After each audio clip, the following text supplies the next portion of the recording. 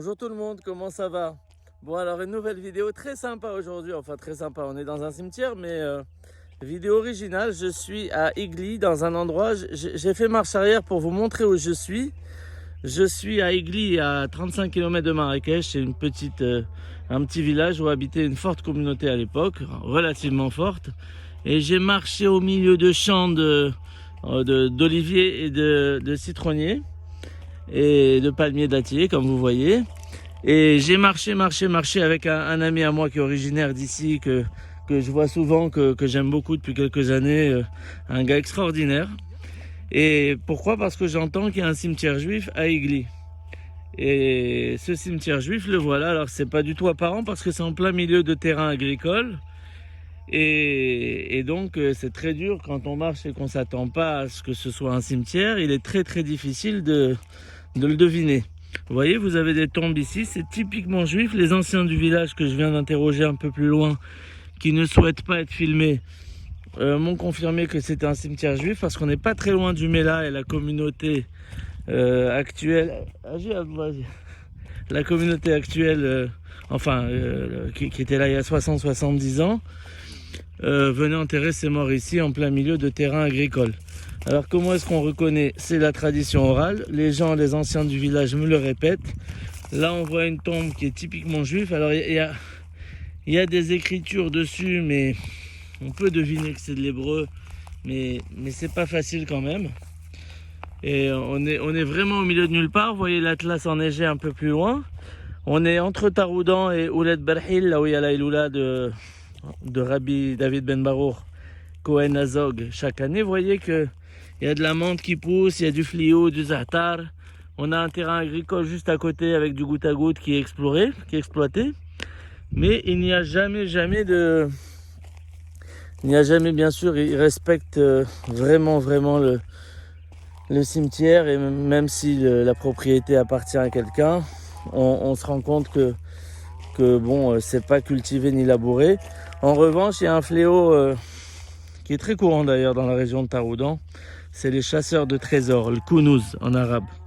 C'est des gars qui viennent la nuit et qui creusent pour déterrer les morts. Alors c'est pas particulier aux juifs, pas du tout, mais ils s'imaginent que certaines personnes ont été enterrées avec des trésors, ou alors c'est pour prendre des ossements, pour faire de la sorcellerie, etc. C'est très courant dans la région, mais dans tout le Maroc. Et peut-être que si ce terrain, enfin c'est même pas sûr, mais si ce cimetière avait été clôturé, peut-être que ça n'aurait pas eu lieu. Donc on va transmettre tout ça aux autorités pour que ce soit fait.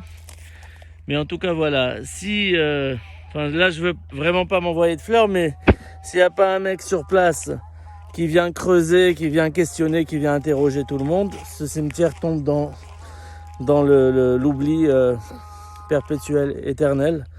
Donc celui-là, il vient d'être référencé, il vient d'être ajouté sur la liste qu'on a fait.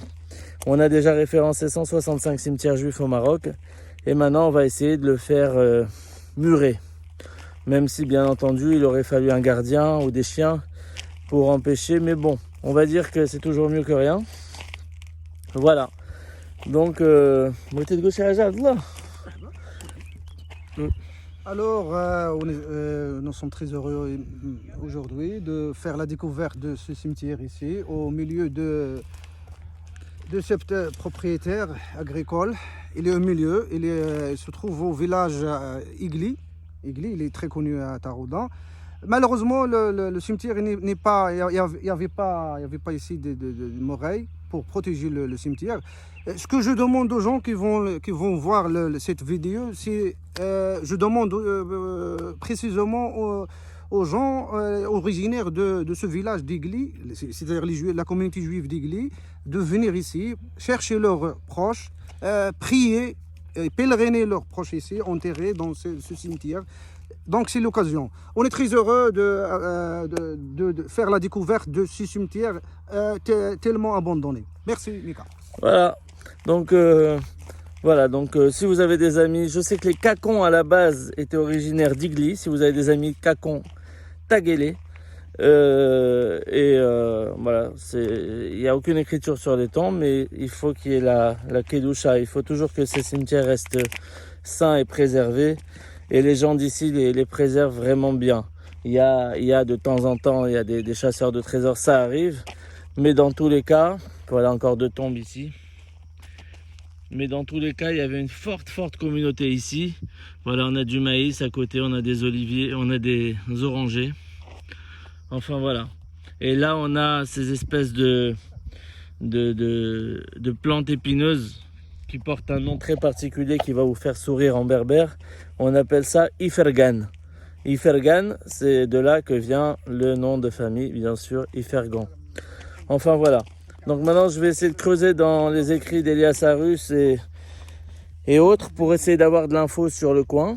Mais bon voilà, c'était pour vous faire connaître ce petit coin qui est désormais géolocalisé. Et on va maintenant finir le Blassal Finram Chioudaba.